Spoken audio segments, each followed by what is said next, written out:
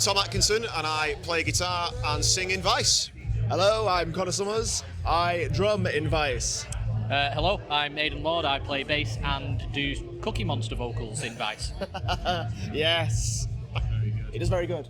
I think basically a lot of it was my love of like Black Sabbath back in the day, and then kind of going from there. There's a lot of newer kind of influences that have now jumped in on us, really. Yeah. Obviously, It's I mean, a nice mix of like old and new school, isn't it? yeah, that's it. Obviously, I've spent a lot of time listening to Deep Purple, Black Sabbath, everything like that as a kid, and then we kind of got together and made the magic happen. Yeah. And then obviously when Aidan joined the band, he has quite a lot of love of... No, basically what happens is normally I'll spend quite a lot of time at home on the computer, writing a few riffs out. Me and Aidan will quite often send a lot of riffs to each other, kind of will program a bit of drums so Connor knows what I'm kind of thinking on this song. Yeah.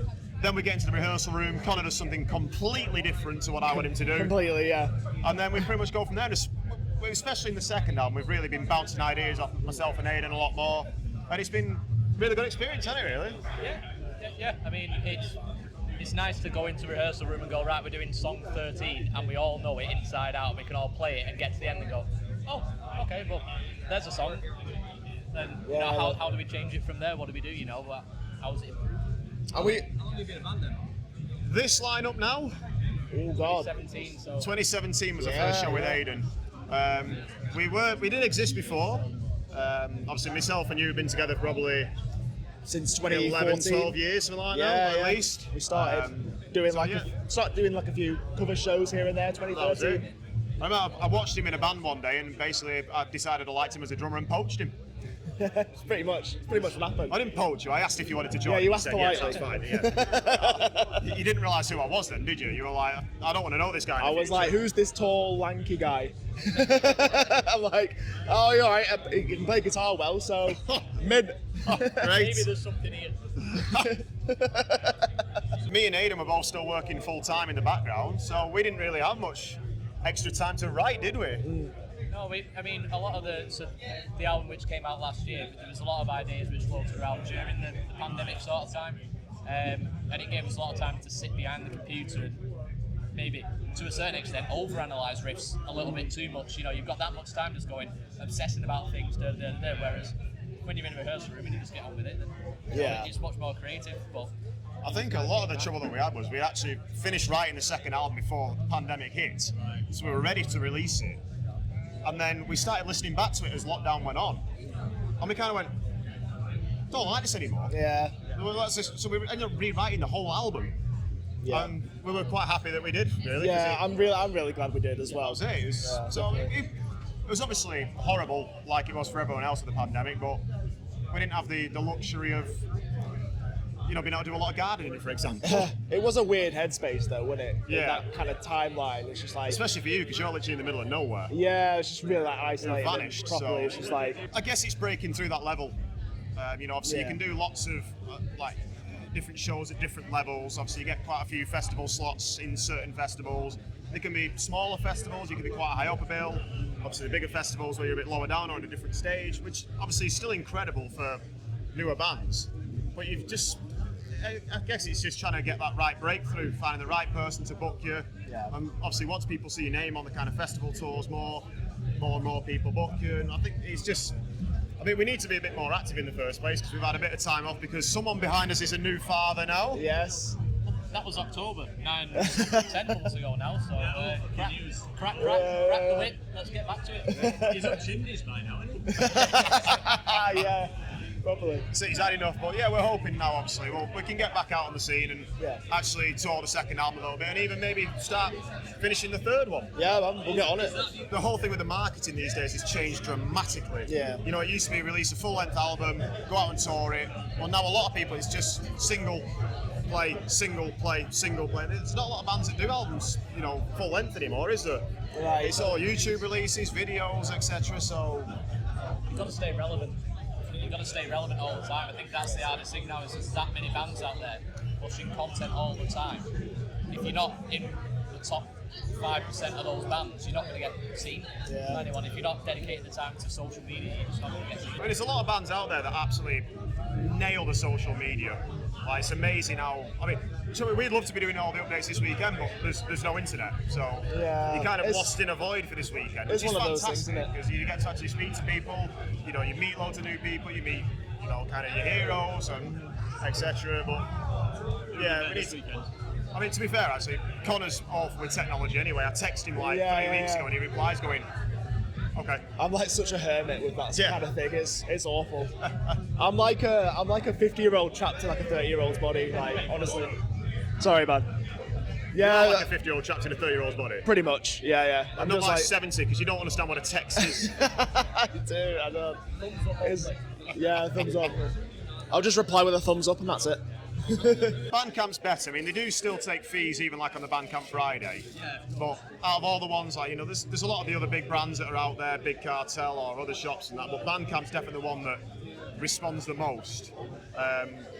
We've kind of been a bit cunning with sometimes the way we release our albums, so we'll do the physical release first, make sure people can get it, because the artwork's incredible.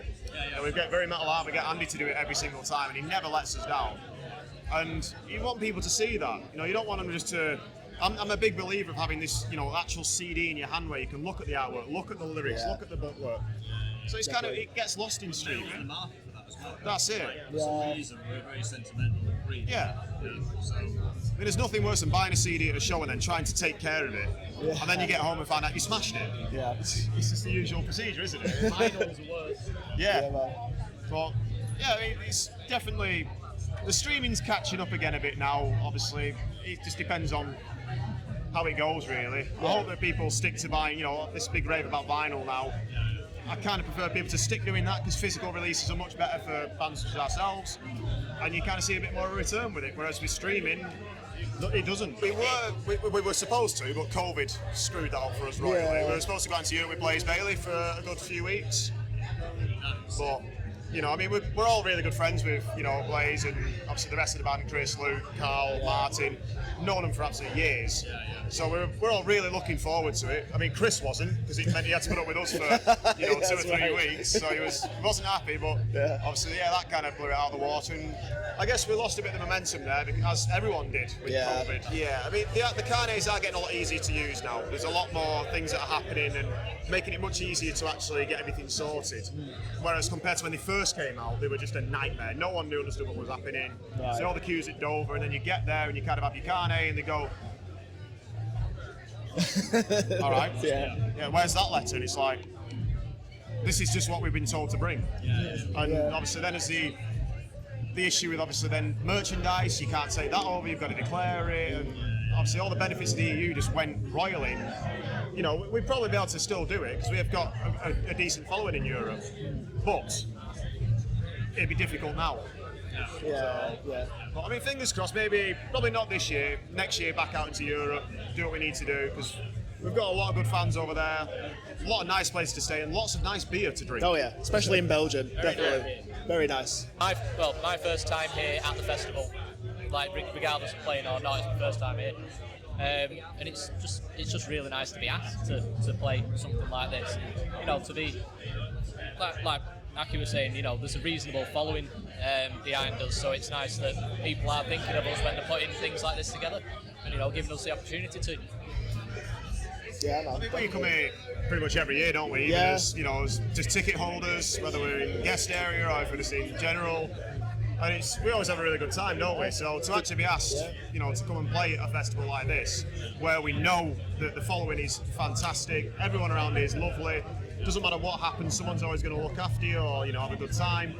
And It's such a good vibe, it's an honour, isn't it? Yeah. You know? And especially when people stop you, you know, before you've even played, like, I'm really looking forward to your set, I'm really looking forward to your set. And before you know it, you've missed the band that you wanted to watch because you've been speaking to, you know, 6 groups of people, which happens far too often. It happens all the time, and it's great. Yeah, it's perfect. Love it. Play. Hopefully playing a lot more. Yeah, we've got a few plans, like kind of we'll get back out gigging this year, maybe end of this year, back out in force next year properly. Obviously, we want to get the next album underway and just absolutely tour the hell out of it, basically. Yeah, definitely. There's lots of writing, see what we can come up with next. Let's get COVID 24 or whatever the hell it's going to be now. Yeah, like the next Not variation, anything, man. but- Always got to put a downer on it. Definitely. Well, that's fine. Always got to That's ruin fine. I it. play Here's me and Connor having a cracking laugh here, saying we're going to get out there, enjoy ourselves, and you bring them back. Behind you because I'm like the devil on your shoulder. He's playing devil's advocate right now. Check the socials at man. Ice Metal UK. Everything's on there. Man, If definitely. you see us in the field anywhere or meet us in the public, just be nice. Any field at all. Any field. Anytime. Yeah, I spend a man. lot of time in North Wales, so you'll find me in a field somewhere. In a car. Yeah, No, man. this is getting worse. Oh no. Stop talking. Stop talking. I'll let you- That's